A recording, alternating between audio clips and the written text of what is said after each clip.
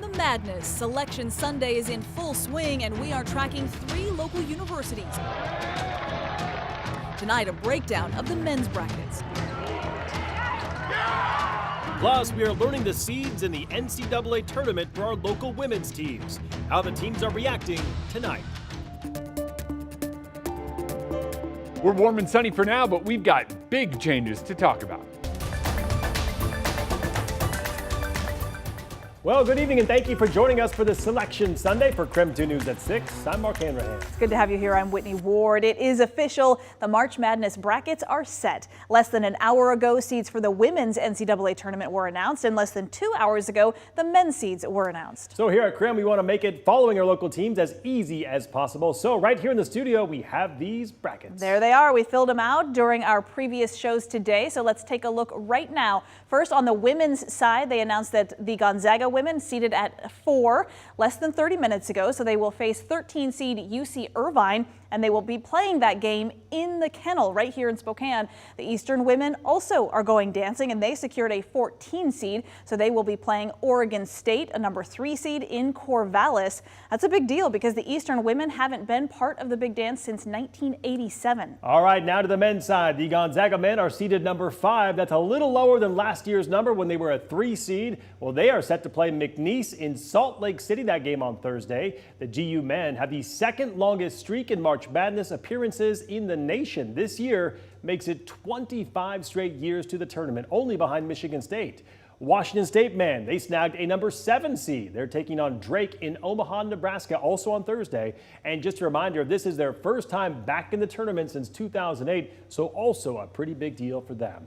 Again, we just learned the seed for the Gonzaga women's team in the March Madness tournament. Again, they're a number 4 seed. They'll take on number 13 seed UC Irvine in Spokane. Our sports director Travis Green has been at the GU campus all day. He's bringing us more of their reactions tonight. Travis? Yeah, hey guys, you just broke it down there, the 4 seed for Gonzaga, and that was something that they weren't positive about out here, which means they get to host in the Kennel, something Gonzaga is very excited about. Here's their reaction on the news.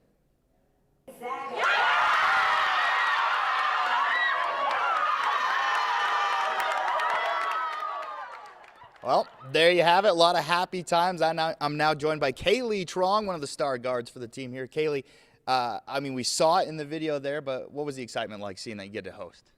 Left me speechless, for sure. I know a lot of us weren't trying to get our hopes up, just trying to be dialed in and focused on to see where they're going to send us or whatnot. But then we heard, you know, oh, your 4 seed is Gonzaga. So that, I mean, the room was filled with just joy and, you know, happiness. So, yeah. Yeah.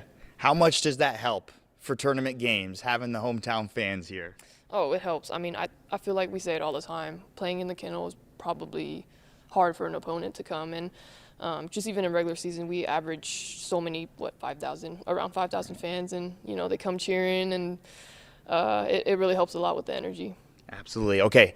How do you feel about the rest of the bracket? I know you haven't had a lot of time to look at it. We were chatting about it off camera, but how do you feel about it? Well, I actually don't. I can't even tell you what the other seedings are. I'm not gonna lie. When they said Gonzaga was a 4 seed, that's what I was just focusing on. So the rest of the bracket will come, but we're gonna focus on this first one, and hopefully we'll take care of business. And there you go. Focused on UC Irvine. Then we'll look forward. Guys, I'll send it back to you there in the studio. Oh, Travis, thank you very much. And it was a banner season for the Gonzaga women. At one point, they had a 24-game winning streak, and that success did not go unnoticed. Yeah, this year the team brought home 4 of the 6 individual West Coast Conference awards. 2 of them went to superstar Yvonne Ejim. Ejim was named the WCC's Player of the Year and Defensive Player of the Year. The Canada native had a monster year, averaging 20 points a game and over 8 rebounds a game. She is also a finalist for the Katrina McLean Award, which recognizes the nation's top power forward. And also on that list is head coach Lisa Fortier. She won WCC Coach of the Year, and she has been named as a semifinalist for the Naismith National Coach of the Year Award today. She guided the Zags to a 30-3 record and a program best, as we said, 24 consecutive wins this season. And exciting moments for the Eastern women's team as well. They learned their seed in the NCAA tournament. because it's been 37 years since the Eags have played in the big dance. Yeah, quite the time. After a hard-fought conference tournament, the Eags clinched their spot in the tourney, but tonight we now know they are the 14 seed. They'll take on Oregon State, a 3 seed in Corvallis. KREM 2's Nathan Hyun brings us the team's reaction to their seed. Hey guys, we're here in Cheaty right now, and the announcement just came in who Eastern Washington University women's team is going to play. Oregon State, like you guys said, and it's still so loud to hear. Here with the head coach, Jody Gleason. Jody, tell me a little bit, just pure emotion right now. What's your reaction? We're so excited to get this opportunity to go to the big dance. You know, we didn't know where we were going to go. That part is always unknown, but we're just so excited to represent the Big Sky, represent Eastern Washington as a state as well as a university. This is the first appearance for you guys since 1987. What does that have to say about this team's grit and motivation to get where they are now?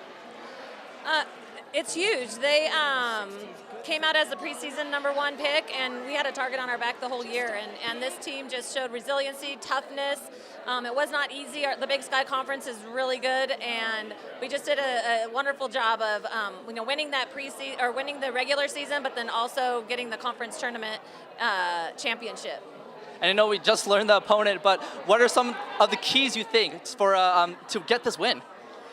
Oregon State's really tough. We played them last year in the preseason. You know, they're led by Talia and Beers inside. Their point guard's really good. Like, they're a tough team. We know that going in.